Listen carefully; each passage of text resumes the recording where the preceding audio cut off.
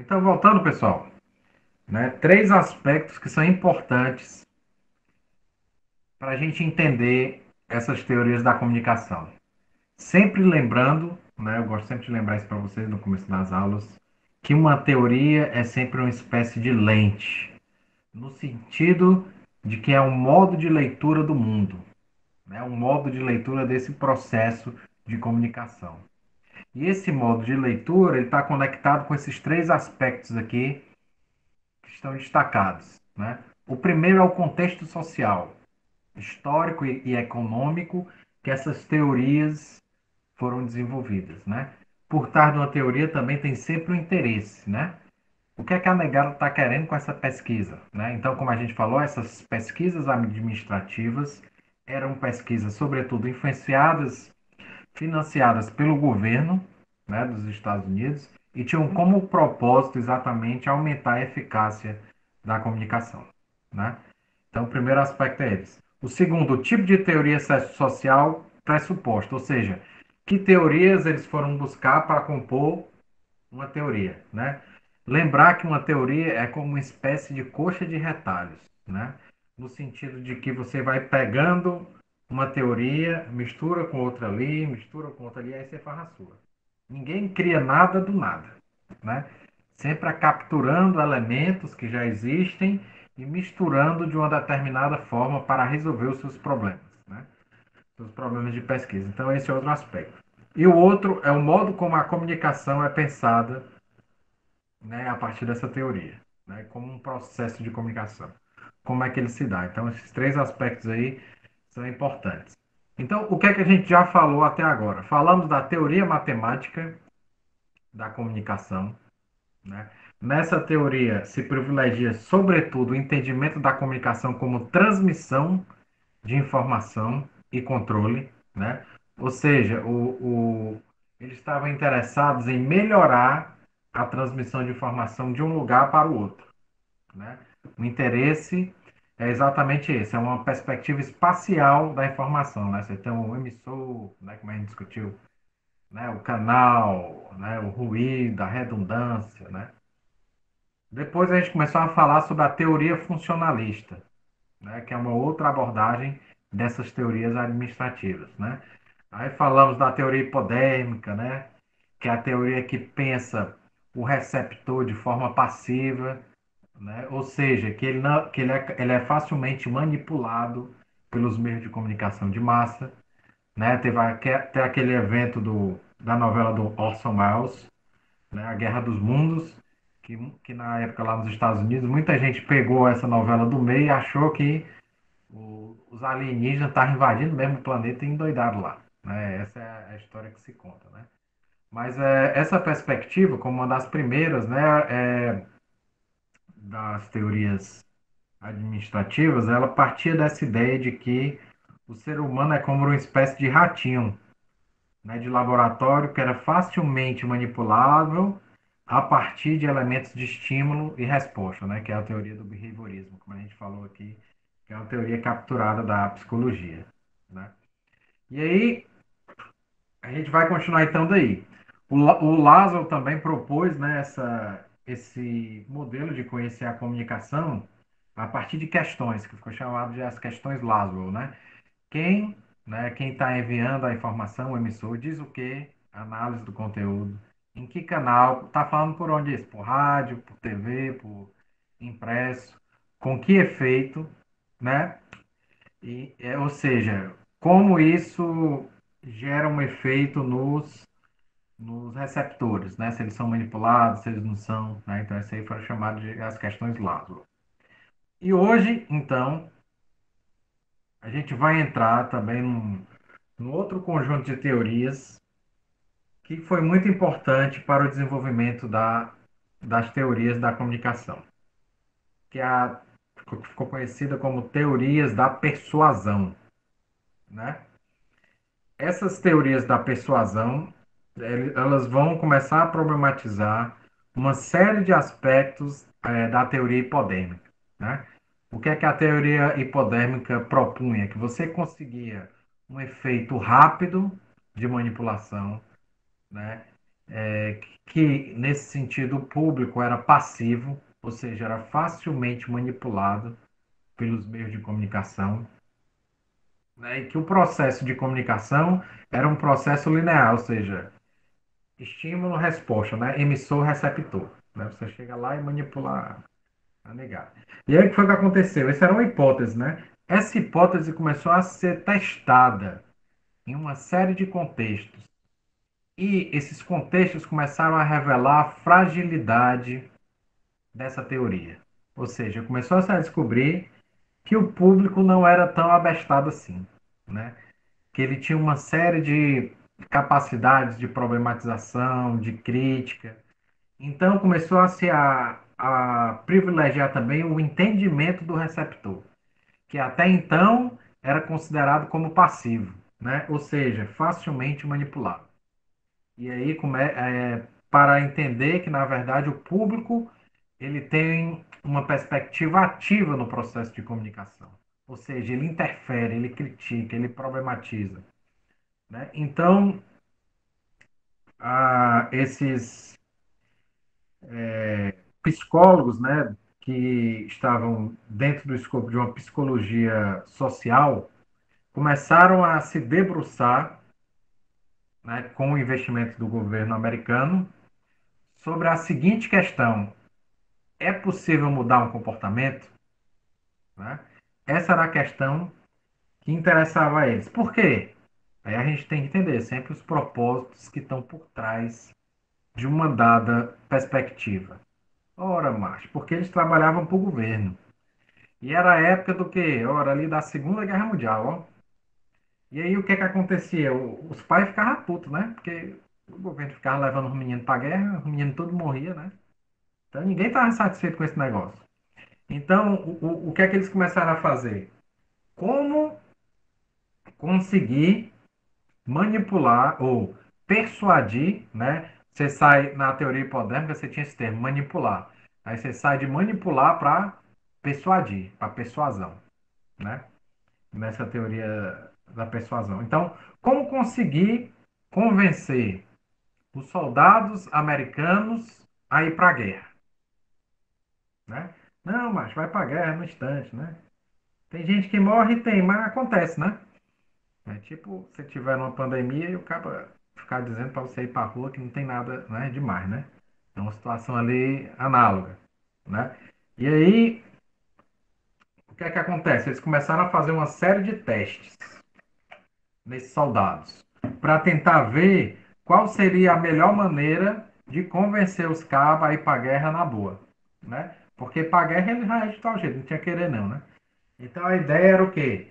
Fazer uma pesquisa para ver qual a melhor maneira de convencer os soldados a ir para a guerra. Olha aí. Grande Ricardo. Ricardão chegou, pessoal. Bem-vindo, meu amigo. É nóis. Então, esse era o problema deles. Convencer a negada a ir para a guerra. Pense.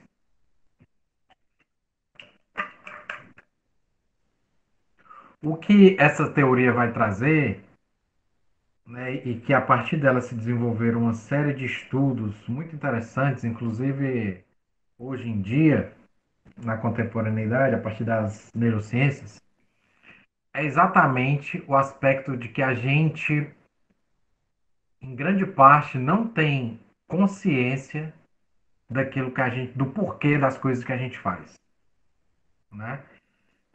Grande parte dos nossos processos de decisão são não controlados, né? E nesse sentido estão envolvidos aí elementos genéticos, como, estão envolvidos com a própria evolução da espécie. Tá numa balada. Aí o que é que acontece? Garotas que estão ovulando, né, elas liberam um cheiro. Só que os homens não têm consciência desse cheiro que elas estão liberando. No entanto, isso influencia na atração desses homens por essas mulheres, né? Por outro lado, se elas estão menstruadas, isso já não acontece. É o contrário, né? É uma certa aversão. Né? Então, isso tem a ver com a própria evolução da espécie e isso interfere no nosso processo de decisão. E a gente não faz a menor ideia, né? Então, o que é que esses estudos da psicologia e depois da neurociência vão falar? A razão é um elemento que interfere? Sim, mas está longe de ser um elemento determinante, né? Você pode, às vezes, apresentar para a pessoa um argumento extremamente plausível, mas ela não está nem aí para esse seu argumento, né? Por quê? Porque existem esses aspectos, como eu falei para vocês, genéticos. Outro exemplo interessante que tem nesse livro é o seguinte: nós temos uma maior disposição a aceitar, por exemplo, um argumento se a gente estiver num ambiente que é aconchegante, né? Se a gente estiver no ambiente que nos dê um certo, uma ideia de que a gente está seguro. E isso é revelado pela própria temperatura, né? Né, se relaciona com algo. Por exemplo, eles fizeram um teste de uma entrevista que o cara tá segurando um copo quente, né, que dá mais segurança e tal, você tá ali, que remete a toda a relação de quando você é pequeno com o corpo da mãe, né, quando você tá ali amamentando ou sendo ninado, né, então toda aquela perspectiva de você estar naquele quentinho, lhe traz segurança, lhe traz ideia de segurança. Por outro lado, né, se você está num ambiente que é frio, isso faz você se fechar. Né? Frio demais faz você se fechar. Né? Então fizeram esses experimentos e mostraram que as pessoas estavam mais aptas a escutar se elas estivessem segurando um copo quente. Uma putaria, fiquei de cara com esse experimento. E por outro lado, se eles tivessem. Exato. Por outro lado, se estivesse segurando um copo muito gelado, isso influenciaria neles não aceitarem o argumento do rapaz, né, que estava ali tentando persuadir eles, né? E aí você vê todas essas interferências que você nem sonha, né? Isso aí também vai para o aspecto das emoções, né? E dos sentimentos, né? O Antônio Damasio é um dos grandes neurobiólogos que vem tratando desse assunto, né? Ele começou com o erro de Descartes, né? Que é exatamente a problematização dele era essa ideia de que as emoções são perniciosas, né? A valorização da razão e a desvalorização do corpo. E ele vai mostrando, a partir da hipótese do que ele chama de marcadores somáticos, que na verdade os nossos sentimentos são uma espécie de filtro, né? Uma espécie de filtro das nossas relações sociais, né? Coisas que o sentimento avalia como positiva, né? Ele dá uma recompensa para a gente.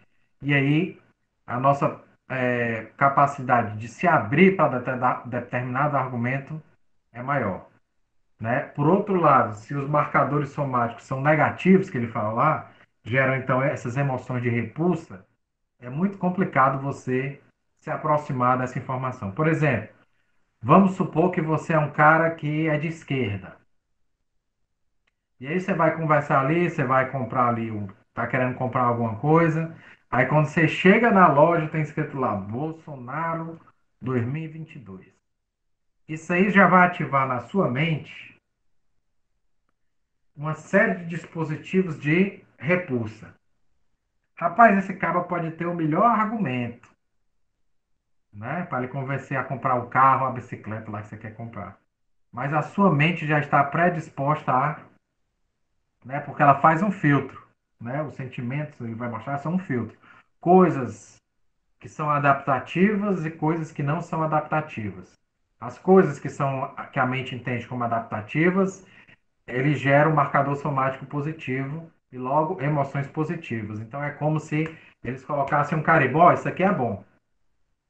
E nas negativas é como se a mente colocasse um carimbo, isso aqui é ruim, né? Então o processo, na verdade, de comunicação e persuasão é um processo extremamente complicado, porque está para além da razão, né? É uma série de aspectos não racionais que interferem nos nossos processos de decisão, né? Não é à toa que o ser humano é tão cabeça dura. Por quê? Porque por trás das decisões tem um negócio chamado crença, né? Aquilo que você acredita. E você mudar a crença de uma pessoa é extremamente complicado. Por quê? Porque essas crenças são fundamentadas em emoções, né? Essas crenças são fundamentadas em emoções, né? E essas emoções influenciam no seu processo de leitura de mundo, né? Depois de uma outra disciplina que chama Estética da Comunicação, a gente vai discutir isso de uma forma mais sistemática, né? Outro neurobiólogo que trabalhou isso chama Michel Gazzaniga, né? Que ele vai trabalhar exatamente essa fundamentação da crença, né? De como as nossas crenças, né, que é um processo não controlado, você não escolhe acreditar em algo e desacreditar em determinada coisa, mas essas crenças vão se conectando com determinados argumentos que lhe agradam mais e lhe afastando de outros que lhe agradam menos, né? Então, o Gazzaniga vai trabalhar com o que ele chama de intérprete, né? Essa noção do intérprete é muito interessante, que marca exatamente essa relação dessa nossa mente não controlada com a nossa mente controlada, que é a consciência. O que é que ele diz, né? O nosso cérebro, né? O nome do livro é O Cérebro Social. Cérebro Social, o nome do livro. Esse aqui é esse aqui, ó. O Cérebro Social. Né? Ele vai mostrar que o nosso cérebro, ele tem uma série de módulos não controlados que vão gerando processamentos independentes, no sentido de que, como se fosse uma assembleia, cada um dá a sua opinião. Só que a gente não tem a menor consciência disso. E aí, a partir desse processamento paralelo ali, se chega, né, chega-se a uma determinada conclusão. Só que a nossa mente controlada, ela não é capaz de entender todo esse processo não controlado. Por quê? Porque é muito amplo, né? É uma coisa muito complexa. A nossa consciência é uma merdinha, né? Você consegue prestar atenção ali em cinco, seis coisas e fazer a relação. Enquanto o processo cognitivo é algo extremamente complexo. E aí o que é que esse intérprete tem que fazer? Ele inventa uma explicação para você. Não, macho, tu vai comprar, tu decidiu viajar, né, para Fortaleza em vez de Maceió, porque você veio de Fortaleza e tal, tem um negócio lá para você. Aí você, é por isso. Mas na verdade tem uma série de aspectos que você não tem consciência, né? Por que que você decidiu almoçar nesse restaurante no lugar daquele, né? Por que que você decidiu ficar com essa menina em vez daquela? Com esse cabo em vez daquele, né? Então tem uma série de processos que estão envolvidos na nossa mente não controlada que a gente não tem consciência, mas que esse intérprete ele vai elaborar essa explicação para que a gente consiga seguir nossa vida, para que a gente tenha a ilusão de que a gente está no comando, né? Então, a razão é um dos elementos que está envolvido no processo de decisão, mas tem tantos outros, né? De modo que a razão não é determinante nesse sentido, é só uma das influências, né? Como a gente vai ver, tem uma série de variáveis, depende da pessoa, depende da plasticidade mental dessa pessoa, né? A capacidade da pessoa de se adaptar a novos ambientes. Tem gente que tem a mente fechada. Você conhece uma pessoa que tem a mente fechada? Elas geralmente são muito raivosas. Por quê? Porque ela quer proteger a crença dela. Ela não aceita ser traumatizada. Então, ela joga logo, né? Quando você quer problematizar um fundamento ali, ela pergunta logo, e o PT, né? Quer dizer, não tem nada a ver com a situação, mas ela quer proteger aquele território, né? Ou seja, tem a ver também com toda uma política mental da pessoa. Se é uma política liberal, ou seja, que está aberto à diversidade, ou se é uma política conservadora, que privilegia as crenças, né? Então, as crenças, como dispositivo não controlado da nossa mente, elas estão ali influenciando todo o nosso processo de decisão e de raciocínio. E se você, quanto mais as suas crenças são fortificadas nos seus rituais no dia a dia, menos você consegue pensar, né? Então aí a gente tem uma relação direta entre crença e estupidez, né? Crença estriada, e dúvida e pensamento. Se você duvida, você está pensando. Se você acredita cegamente, você não está pensando coisa nenhuma. Por isso que existe uma relação muito estreita entre fundamentalismo religioso e pensamento conservador. Você vê que essas pessoas não querem dialogar, né? Eles já têm os seus modelos de explicação pré-determinados. E haja você querer racionalizar com eles, né? Aí vou dizer que você vai para o inferno, né? Que é coisa do demônio. Ou seja, eles já têm uma série de explicações que o intérprete deu para eles ali, para eles não mudarem de opinião, né? Então, é um processo extremamente complexo, né? Como a gente vai discutir, o processo de comunicação e persuasão, né? Não é tão fácil como pensava a teoria hipodérmica, né?